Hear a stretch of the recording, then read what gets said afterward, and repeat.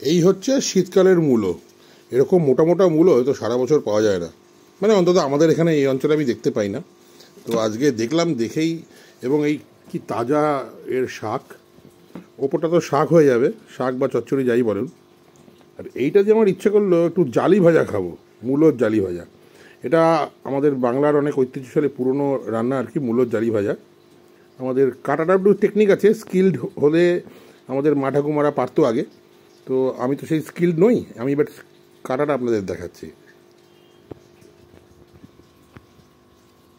আমি এখানে একটা ওই সরু একদম জিআই তার জোগাড় করেছি।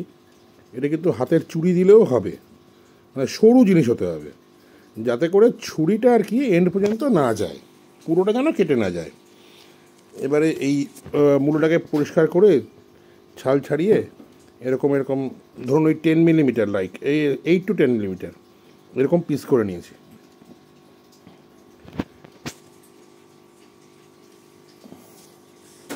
এবারে জাস্ট এই ছুরি দিয়ে এবারে আমি এটাকে কাটবো।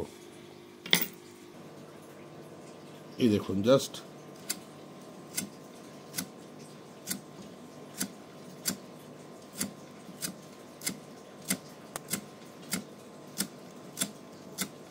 এভাবে কিন্তু আলুও করতে পারবেন আপনারা, আলুও এভাবে করা যায়। যদিও আমাদের তো মূলোর জালি ভাজাই আমরা শুনেছি আর কি।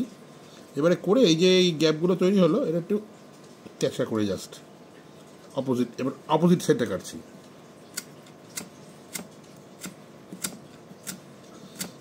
এটা যাদের ছুরিতে যারা বটি দিয়ে করতে পারতো আগেকার দিনে আমাদের মা ঠাকুমারা, তারা বটি দিয়েই করতে পারতো, সেটা আমরা পাই না।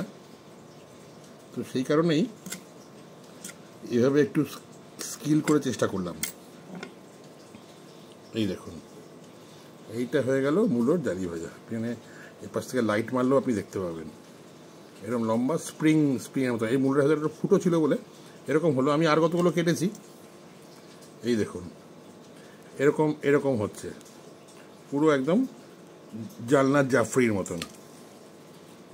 এই যে এরকম হবে, এইটা হচ্ছে মূলোর জালি ভাজা। এবার একে ভাজতে হবে নুন মশলা দিয়ে, যেরকম করে হয়, একটু বেসন বা ব্যাটার দিয়ে, সেটা বিভিন্ন প্রসেসে ভাজা যেতে পারে। জাস্ট মেন হচ্ছে ওর কাটাটাই একটা স্কিল। সেটা আমি একটু মানে কীভাবে করলাম জোগাড় করে আর কি, এটাকে জোগাড় বলে, করে এটা করেছি। থ্যাংক ইউ, আবার নেক্সট ভিডিওতে আসছি।